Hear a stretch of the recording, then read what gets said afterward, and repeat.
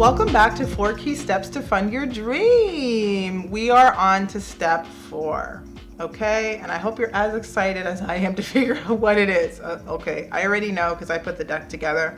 So step 1, just a brief recap, is to map your campaign. Step 2 is to manage your campaign. Step 3 is to market your campaign. And yes, step 4 is to measure your campaign.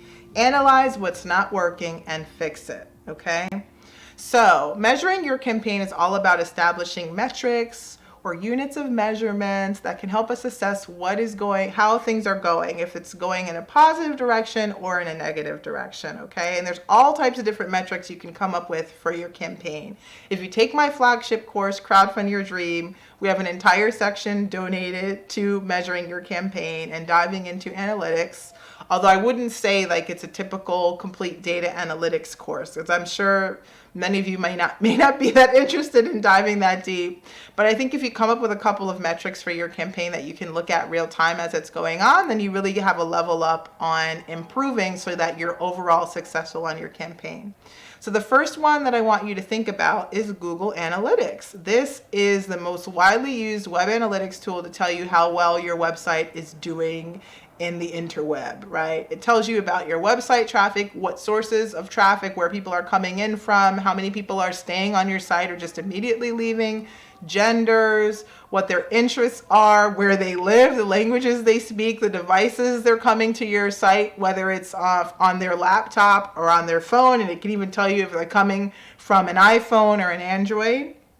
So really, I would encourage you, if you set up a landing page for your campaign, or if you already have a website for your business, that you have your Google Analytics code installed so you can start to get a measurement of your website traffic. The next one that I note is Google Optimize. Now, Google Optimize started as something called Optimizely, which was actually created around the Obama for America campaign to help optimize their campaign donation website. If you take, I keep pitching my course, but if you take my course, we have tons of case studies, and one of them is the Obama for America campaign, specifically around Optimizely and how they were able to A/B test, which means they have a variation of one element of the website, a version A and a version B. They test them to see how well the site does on donations with that change, and whichever one does better, they optimize for it and they get rid of the one that didn't do so well. So yes, with Google Optimize, you can A/B test a header image on your page. You can A/B test a donate button on your page. You can A/B test so much stuff, and then based on what works better for you or not, you can optimize your site and improve your donation. So check that out. Bitly is a URL shortener. That's something I always tell. If people aren't that into the whole analytics tech stuff, then I tell them go to Bitly. All it does is shrink a really long URL into a tiny one that's easy to remember. You can even customize it. You can be like bit.ly/my hair or something like that. So you can remember it. If you meet someone on the street, you can give them that. Maybe that's the link to your campaign page. So rather than them trying to remember this long, cumbersome URL, they have this cute little tiny URL. And what Bitly does is it tracks how many people click on it, right? And it can also give you information like where did they come from? Was it through an email? Was it direct? Was it through social media? And you can start to gather information as well. Next is Facebook Pixel. This may be controversial because I know Facebook has a controversial history with data. But if you install a Facebook Pixel onto your website, you can again get more granular information and insights about people who visit your site who are also on Facebook. Facebook will keep track of all their demographic information, gender, location, language, interests, devices, all of it. And you can actually use that information to optimize.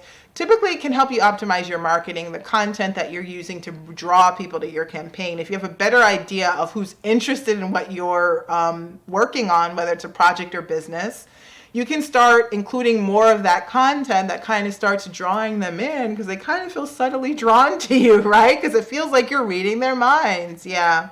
So I use Facebook Pixel a lot. It's really helpful for me to get a gauge on the interest level and viability of something that I'm trying to develop and see what type of people are interested in it.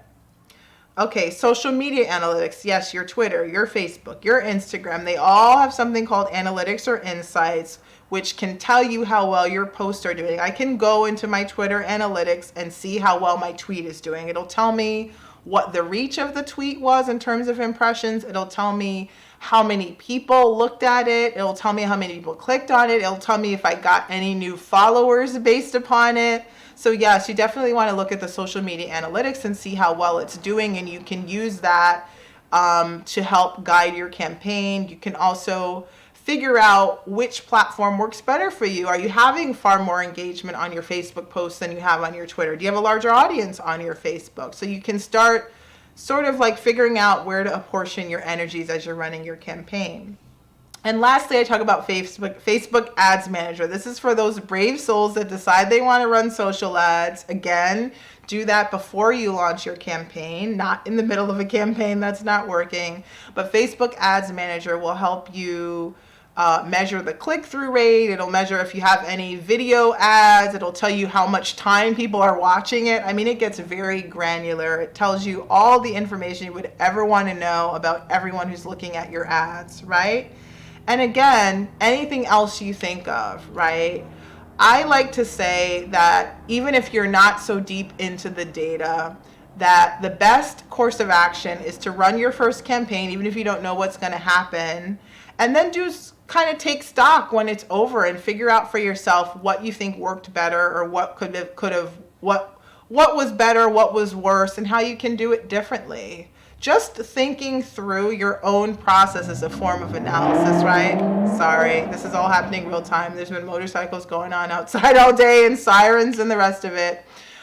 So think carefully about what you're working on and what you'd like to do better. And again, I say that there's never anything lost. We just learn a lesson, right? We retool, we relaunch another campaign in the future. And when we know better, we do better. So yes, that is the fourth step. And I have some other things on here: Squarespace, WordPress. There's analytics in all of these, right? Sites like Indiegogo and Kickstarter will give you also access to analytics as well, okay? So the rule of thumb here is to measure your campaign to assess what's not working and fix it. So brief recap. The 4 key steps to funding your dream. Step 1 is to map your campaign, right? Step 2 is to manage your campaign. Step 3 is to market your campaign. And step 4, you guessed it, is to measure your campaign. So I want to thank you so much for coming. I hope that sparked some new ideas and inspiration for you. Again, these 4 key steps are part of a flagship course I teach called Crowdfund Your Dream, where you can learn how to tell your story, market yourself, and raise money for your work.